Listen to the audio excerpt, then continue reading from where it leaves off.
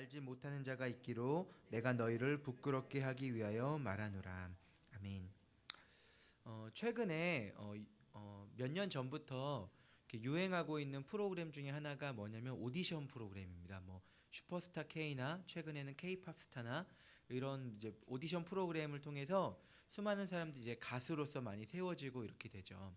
그러다 보니까 제가 이제 즐겨보는 프로그램 중에 하나가 이 K-팝 스타거나 슈퍼스타 K 같은 것들은 이게 꼭 재밌어가지고 찾아서 보는데, 그 프로그램을 보면은 반드시 떨어지는 유형의 사람들이 있어요. 누구냐면은 노래를 잘함에도 불구하고 다른 기존의 가수를 모창을 하는 사람은 반드시 떨어지더라고요.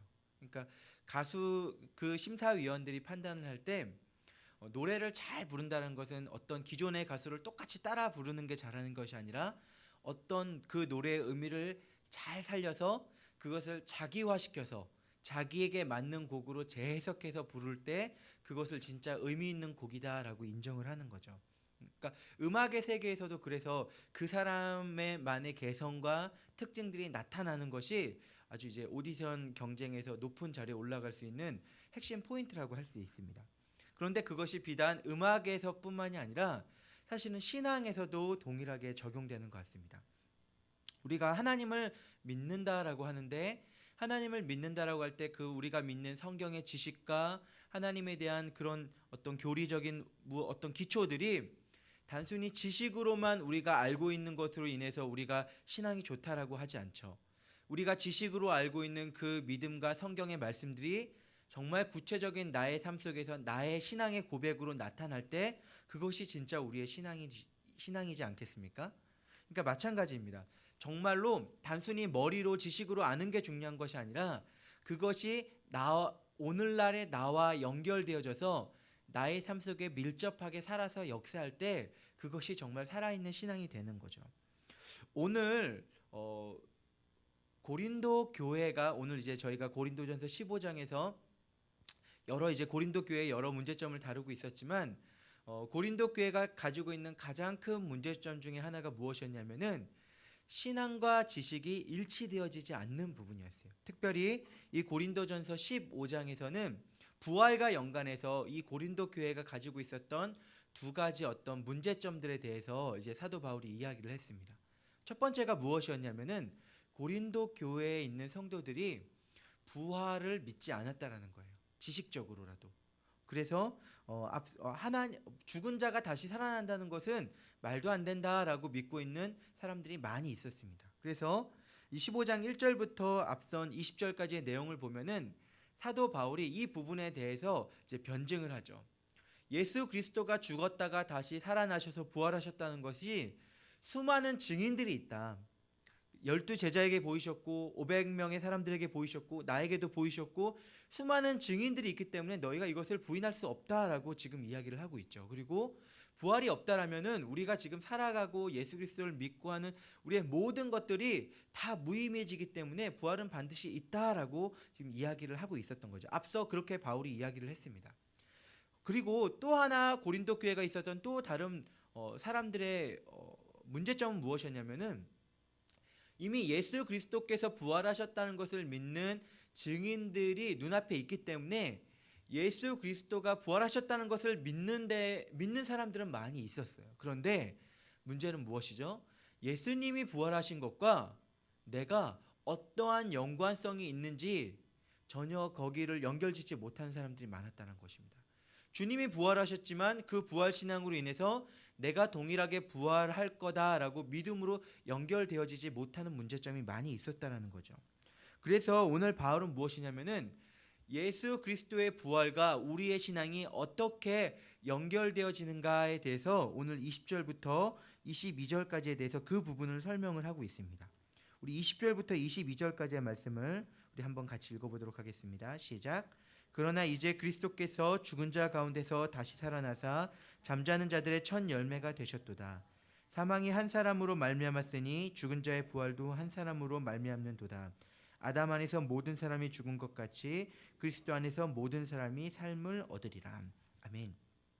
지금 바울은 이 20절에서 22절까지에 대해서 무엇을 얘기하고 있냐면은 예수 그리스도의 부활과 모든 사람의 부활이 연결되어지고 있다라고 이야기를 하고 있어요. 그런데 그것을 무엇과 연결돼서 얘기하고 있냐면은 대표성의 원리를 말하면서 이야기하고 있습니다. 이 대표성의 원리가 무엇이냐면 그거죠. 보면은 사망이 한 사람으로 말미암아 최초의 아담으로 말미암아 모든 인류가 죄인이 된 것처럼 우리의 부활도 예수 그리스도로 말미암아 이루어졌다라고 이야기하고 있는 거예요. 근데 이게 이제 좀 말로는 어려운데 어떤 의미냐면 이런 것과 같습니다. 우리가 지금 한국인이죠. 한국인이고 우리 한국인을 대표하고 있는 대통령이 누구시죠? 네, 박근혜 대통령이죠. 만약에 박근혜 대통령이 미국의 오바마 대통령과 만나서 어떤 협상을 해가지고 어떤 조약을 맺었다라고 하면은 그 조약이 내가 개인적으로 마음에 들지 않는다 하더라도 법적으로 우리 모두에게 그 영향력을 미치게 되겠죠. 왜 그렇습니까? 박근혜 대통령은 그냥 한 개인이 아니라 한국인을 대표하는 대표자이기 때문이죠. 한국인을 대표하는 박근혜 대통령과 미국을 대표하는 오바마 대통령이 맺은 조약이기 때문에 우리가 그 한국인이고 미국인인 하는 그 대표자가 맺은 조약 때문에 우리 모두는 그 조약에 귀속되게 된다는 것입니다. 그러니까 이것과 마찬가지예요. 모든 인간의 대표자였던 아담이 하나님과 언약을 맺었는데 그 언약을 아담이 깨뜨렸고 그로 인해서 아담이 죄인이 되었기 때문에 그 아담의 죄로 말미암아 모든 인간이 어떻게 되죠? 죄인이 되어버린 거죠. 우리가 소위 말하는 우리가 죄를 져서 우리가 죄인이기도 하지만 우리에게 원죄가 있기 때문에 우리가 태어나면서부터 죄인이 되는데 그 죄가 아담의 범죄로 인함이죠. 근데 이것이 어찌 보면 억울하다고 생각될 수는 있겠지만 다른 한편으로는 이것이 우리에게 소망의 근거가 되는 것은 무엇이냐면은 우리의 힘으로는 구원받을 수 없지만 두 번째 아담으로 오신 예수 그리스도께서 하나님과의 율법, 하나님과의 어떤 언약을 온전히 지키심으로 그가 이루신 의로 인해서 자격 없는 우리가 예수 그리스도 안에 있을 때 모두가 예수님으로 말미암아 모두가 구원받게 되는 구원의 은혜를 우리가 누리게 되었죠. 그러니까 이런 부분들이 대표성의 원리라는 거예요. 그런데 오늘 바울은 무엇이냐면은 구원의 문제뿐만이 아니라 부활의 문제에 있어서도 이것이 동일하게 적용되고 있다라고 이야기하고 있다라는 것입니다. 첫 열매인 예수 그리스도께서 부활하셨고 그 예수 그리스도 안에 있는 우리 모두가 동일하게 예수님과 연합되었기 때문에 부활하게 된다. 그렇기 때문에 예수님이 부활하셨다는 것은 단순히 예수님의 부활만이 아니라 우리의 부활과도 연결되는 것이다 라고 지금 이야기하고 있다는 거예요. 그 부활의 방식은 어떤 방식으로 이루어집니까? 23절부터 26절까지 나오는데 한 목소리로 한번 같이 읽어보도록 하겠습니다. 그러나 각각 자기 차례대로 되리니 먼저는 첫 열매인 그리스도요 다음에는 그가 강림하실 때에 그리스도에게 속한 자요 그 후에는 마지막이니 그가 모든 통치와 모든 권세와 능력을 멸하시고 나라를 아버지 하나님께 바칠 때라. 그가 모든 원수를 그 발 아래에 둘 때까지 반드시 왕노릇 하시리니 맨 나중에 멸망받을 원수는 사망이니라. 아멘. 그 부활이 어떤 방식으로 이루어지냐면은 가장 먼저는 부활의 첫 열매 대신 예수 그리스도로부터 시작되었다는 거죠. 예수님께서 죽으시고 사흘 만에 부활하신 그 부활의 그걸로 이제 첫 열매로 예수님이 부활하셨고 그 이후에 그 예수의 부활을 따라서 우리도 부활을 하게 된다라는 것입니다. 차례차례 각각 자기 차례에 따라서 부활을 하게 되는 것인데 그렇게 돼서 우리가 마지막에 우리가 다 함께 부활할 때가 언제냐고 말하고 있냐면은 예수님께서 강림하실 그때, 예수님께서 재림하실 그때 우리가 다 같이 부활을 하게 될 것이고 우리가 부활을 하고 나면은 예수님께서 그 부활하시고 난 이후까지 왕노릇 하시며 통치하시다가 가장 마지막으로 무엇을 멸한다고 하시겠어요? 26절에 보면은 맨 나중에 멸망받을 원수는 사망이니라. 사망을 멸하시고 그 뒤에 영원한 부활의 생명을 누리시겠다라고 이야기하고 있다라는 거죠. 참 중요한 것 중에 하나가 무엇이냐면은 예수님께서 우리의 첫 열매가 되셨다라는 것이 우리에게 참 의미 있는 것 같아요. 오늘 보면은 이제 스포츠계를 보면은 이제 메이저리그 같은 데는 유현진이나 수많은 사람들이 이제 활약을 하고 있잖아요. 그런데 유현진이 활약을 할 수 있는 근거가 됐던 것은 무엇이었냐면은 박찬호가 가서 아주 잘했기 때문이죠. 박지성이 가서 축구를 잘했기 때문에 그 박지성 때문에 기성용도 이청용도 이렇게 나갈 수 있는 것처럼 예수 그리스도께서 부활의 첫 열매로서 그 일을 잘 감당하셨기 때문에 우리도 동일하게 부활 가운데 누릴 수 있게 된다라고 이야기를 하는 것입니다. 그래서 그 부활이 마지막 예수님께서 재림하시고 강림하실 때까지 이루어질 터인데, 그리고 그 부활을 하시고 나면 하나님께서 사망을 멸하시고 나중에 우리 모두가 이제 구원받게 된다라고 이야기를 하고 있는 거예요.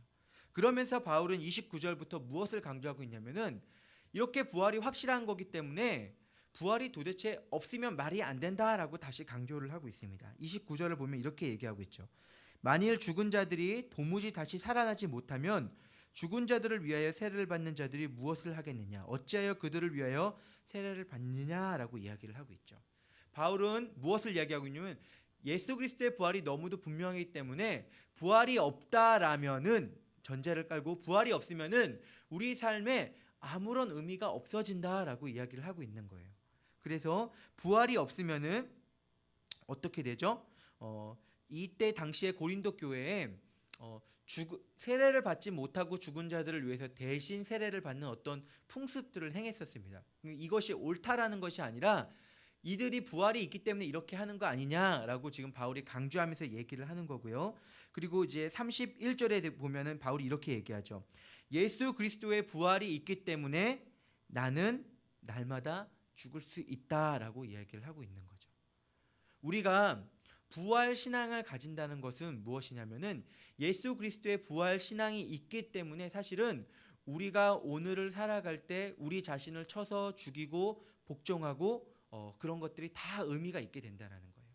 오늘 우리가 우리 자신을 하나님 앞에서 거룩하게 지키기 위해서 우리 자신을 쳐서 매일매일 우리의 자아를 죽이고 우리의 죄를 죽이는 그런 매일매일 죽는 노력들이 부활이 있어야지만 의미가 있다라는 거예요. 바울은 계속해서 무엇을 얘기하고 있냐면 만일 부활이 없고 이 시대만, 우리가 살고 있는 이 현실만이 전부라면은 우리가 그렇게 노력할 아무런 의미가 없다라고 이야기를 하고 있는 거죠. 부활이 없다라면은 죽은 자가 다시 살아나지 못한다면 내일 죽을 터이니 먹고 마시자 하리라라고 얘기하는 거죠.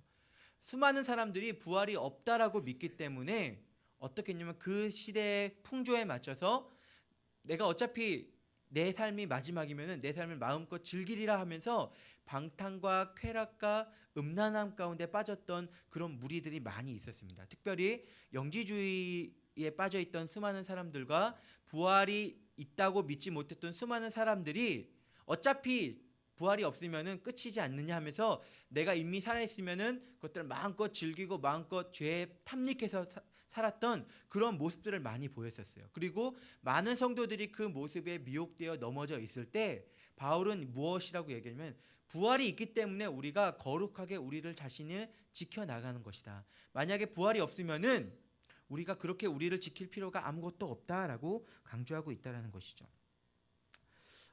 바울이 의미하고 있는 것은, 강조하는 것은 그것입니다. 부활은 너무도 분명하다는 거죠.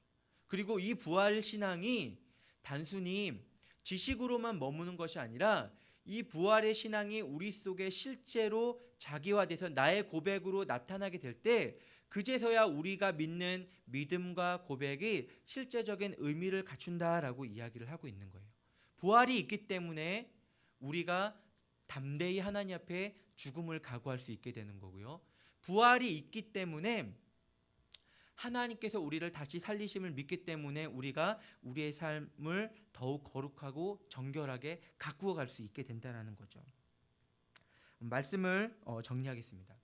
바울은 오늘 하나님의 부활에 대해서 이야기하면서 고린도 교회 성도들이 가지고 있었던 문제들, 부활이 없다라고 믿었던 문제, 그리고 부활이 있다라고는 믿었지만 자기의 신앙과 연결짓지 못했던 그 문제에 대해서 핵심적으로 이야기하고 있어요. 부활은 반드시 존재하는 것이고 그 예수 그리스도가 우리의 모든 죄를 대신해서 죽으시고 우리의 대표자로 부활하셨기 때문에 그 부활이 오늘날의 우리의 삶과 연관되어져 있고 종말의 때에 그것이 반드시 실천될 것이다. 그리고 그것을 믿는 믿음으로 오늘 현재의 삶 속에서 죄로부터 나를 멀리 하나님 앞에서 나를 가꾸어가는 삶을 살아가는 것이 성도들이 살아야 될 삶이다라고 강조하고 이야기하고 있다라는 것입니다. 그래서 34절에 무엇이라고 얘기하고 있습니까?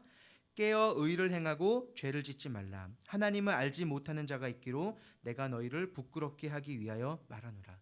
그 당시 사람들이 하나님을 알지 못해서 죄 가운데 탐닉하고 하나님의 부활을 알지 못했기 때문에 무너져 넘어졌던 것처럼 너희는 그렇게 하지 말고 올바른 진리 가운데 바로 서서 이 부활 신앙을 너희는 간직하고 그러므로 너희 자신의 몸과 마음을 거룩하게 지켜 행하라라고 이야기를 하고 있다라는 거예요. 오늘날 한국 교회를 돌아보면서 우리가 한번 돌아봐야 될 것은 무엇이냐면은 실제 내 삶 속에서 정말 이 부활 신앙이 나와 어떻게 연결되어져 있는가를 우리가 한번 생각해 봤으면 좋겠습니다. 내가 살아가는 나의 삶 속에서 정말로 어떠한 고백과 어떠한 믿음으로 하나님 앞에 세워져 있는가? 예수 그리스도를 정말로 예수님께서 나의 죄를 대신해서 부활하셨고 살아나셨다. 그렇기 때문에 나도 그분을 따라서 거룩하고 정결한 삶을 살아야겠다라는 그 고백으로 내가 살아가고 있는지, 정말 예수 그리스도의 부활의 신앙이 내 속에 나를 이끌어가고 있는지를 우리가 돌아봤으면 좋겠습니다. 제 경우에 제가 최근에 어떤 연약함, 그러니까 두려움과 연약함에 빠져 있었던 적이 있었어요. 그래가지고 어제였죠. 제가 어떤 이제 서울에 있는 한 강도사님을 만나고 왔는데 계속적으로 최근에 제 안에 들었던 고민이 무엇이냐면은 사역을 하는데 왜 이렇게 내 마음속에 두려움이 많을까? 왜 이렇게 내가 사람들의 눈을 의식하게 될까?